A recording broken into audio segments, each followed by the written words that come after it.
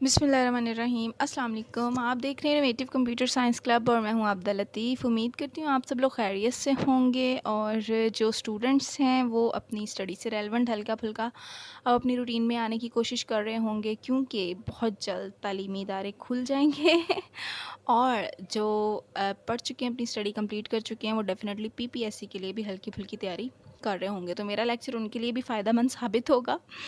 ठीक है, तो लेक्चर स्टार्ट करते हैं। हमारा है टू डायमेंशनल एरे। इससे पहले जब मैंने आपको बबल सॉर्ट तक सारा कुछ करवाया है वो लीनियर एरे थी, ठीक है।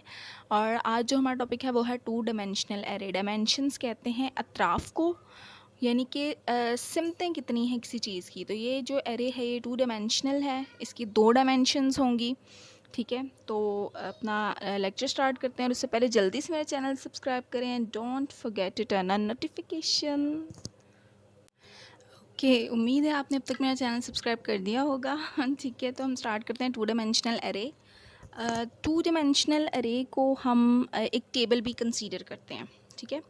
उसको टेबल कंसीडर, उसकी अब दो डायमेंशंस कौन सी हैं। अब जो टेबल होता है वो कंसिस्ट करता है दो चीज़ों पे, रोज़ एंड कॉलम्स, ठीक है। तो इसको हम टेबल कंसीडर कर रहे हैं और टेबल कंसिस्ट करता है रोज़ और कॉलम्स पे। अब इसकी दो डायमेंशंस किस तरह होंगी, ये टेबल आपके सामने मैंने ड्रॉ किया है।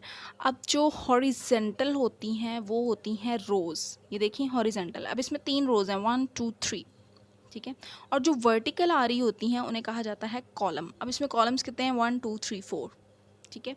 तो ये हमारा एक टेबल है जो कंसिस्ट कर रहा है 3 रोज़ एंड 4 कॉलम्स पे। तो इसको हम टू डायमेंशनल एरे कहेंगे, क्योंकि अब इसमें हम मेंशन करेंगे कि कौन सी वैल्यू रो में जाएगी और कौन सी जो है वो कॉलम में जाएगी।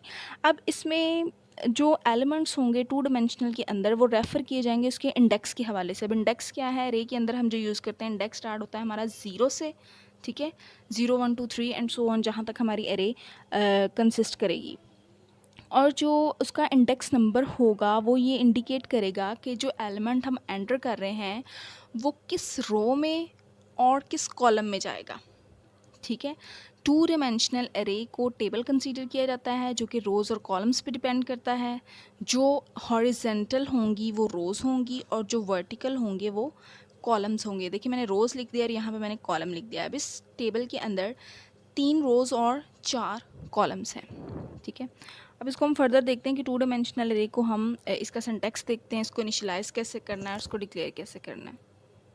जी, तो ये जो मैंने सिंटैक्स लिखा है ये टू डायमेंशनल एरे को डिक्लेयर करने का सिंटैक्स है, सेम वैसे ही जैसे हम सिंपल एरे को डिक्लेयर करते हैं। सबसे पहले डाटा टाइप लिखी जाएगी, फिर आइडेंटिफायर मतलब कि एरे का नेम लिखा जाएगा। उसके बाद जो फर्स्ट वैल्यूज़ होंगी वो रोज़ होंगी और जो सेकंड होंगी वो कॉलम्स होंगी और एंड पे सेमीकोलन लगाया जाएगा। फिर से देख लें syntax, data type, identifier, rows and columns. अब इसी सिंटैक्स के अकॉर्डिंगली अगर हम एग्जांपल पुट करें तो डाटा टाइप हम ले रहे हैं इंटीजर में, आइडेंटिफायर हम ले रहे हैं ए और आर। तो जो 4 हैं वो रोज़ होंगी और जो 3 होंगे वो कॉलम्स होंगे। अब ये आपको पता होना चाहिए कि जो सबसे पहले चीज़ होगी वो रोज़ में आएगी और जो सेकंड चीज़ होगी वो कॉलम्स को आइडेंटिफाई कर रही होगी और एंड पे हम सेमीकोलन लगा देंगे। इसका मतलब है हमने जो टू डायमेंशनल एरे डिक्लेयर की है उसमें 4 रोज़ हैं एंड 3 कॉलम्स हैं। अब इसमें अगर वैल्यूज़ को इनिशियलाइज़ करवाया जाए या इसके हम इंडेक्स, सबसे पहले मैं आपको इंडेक्स बताती हूँ कि वो किस तरह मेंशन होंगे यहाँ पे। अब देखिए जैसे कि मैंने एरे को डिक्लेयर किया, टू डायमेंशनल एरे को डिक्लेयर किया जिसमें मैंने 4 रोज़ ली। तो आप ये देख सकते हैं कि मैंने 4 रोज़ यहाँ पे बना दी हैं, 0 1 2 3, ठीक है। 0 3 तक इसका इंडेक्स रहेगा और 3 कॉलम्स हैं, 0 1 2, ये 3 मैंने इसके कॉलम्स बना दिए। अब ये इंडेक्स किस तरह हो रहे हैं कि यानी हम जब कोई एलिमेंट पुट करेंगे तो उसमें हम इंडिविजुअली भी ऐड कर सकते हैं एलिमेंट्स को, जिसमें हम उसका इंडेक्स नंबर देखेंगे कि हम इस सेल में वैल्यू को एंटर करना चाह रहे हैं। अब आप ये देखें कि ये रो और ये कॉलम का इंडेक्स है, तो ये क्या बन गया, 0 0 इसका इंडेक्स नंबर, ठीक है ना। अब नेक्स्ट हम देखें तो ये सेकेंड रो और फर्स्ट कॉलम 1 एंड 0। नेक्स्ट हम देखेंगे थर्ड रो एंड वही फर्स्ट कॉलम 2 0। फिर हम देखेंगे 3 0, ये इस तरह इसके इंडेक्स नंबर बन जाएंगे।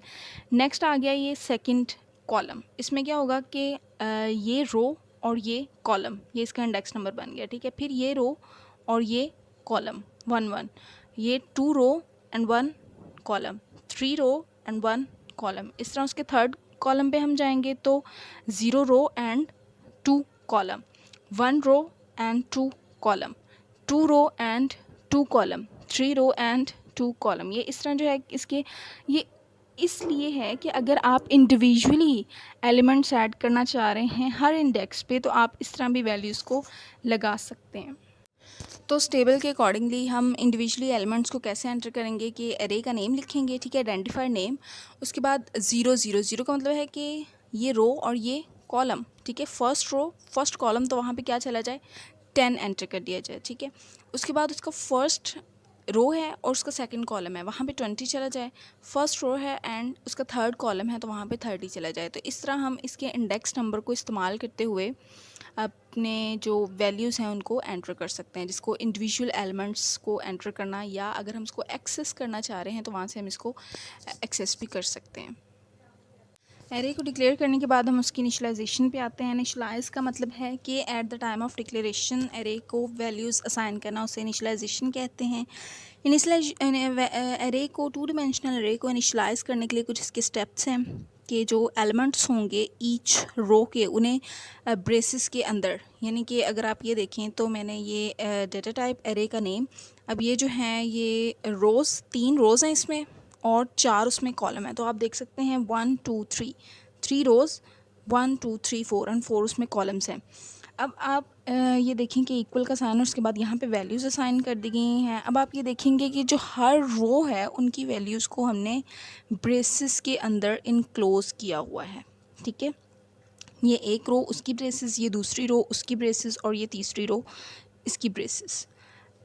अब इसके स्टेप ये है कि आपने जो रोज़ की वैल्यूज़ हैं उनको सेपरेट ब्रेसेस के अंदर मेंशन करना है। अब ये जो आउटर ब्रेसेस हैं ये और ये जो आपको नज़र आ रही हैं ये इन पूरी वैल्यूज़ को कंटेन करने के लिए आउटर ब्रेसेस लगाई गई हैं। अब इन वैल्यूज़ को सेपरेट हम कर रहे हैं कोमा के ज़रिए। ये तो कॉलम की वैल्यूज़ हैं जिन्हें हम सेपरेट कर रहे हैं, रोज़ की वैल्यूज़ को भी हम कोमा के ज़रिए सेपरेट करेंगे। फर्स्ट रो यहाँ पे एंड होगी, ये सेकंड रो यहाँ पे एंड होगी और ये थर्ड रो एंड पे हम यहाँ पे सेमीकोलन लगा देंगे। एक तो ये इंडेक्स है, यानी कि ये मेथड है एरे में, टू डिमेंशनल एरे में वैल्यूज़ को इनिशियलाइज़ करने का। टू डिमेंशनल एरे को इनिशियलाइज़ करने का एक दूसरा मेथड ये भी है कि हम जो रोज़ को हमने सेपरेट ब्रेसेस के अंदर लिया था वो हम नहीं लगाएंगे, हम होल ब्रेसेस लगा देंगे जिसके अंदर जो है वो पूरी की पूरी एलिमेंट्स आ जाएंगे। तो ये दो मेथड हैं टू डिमेंशनल एरे को इनिशियलाइज़ करने के।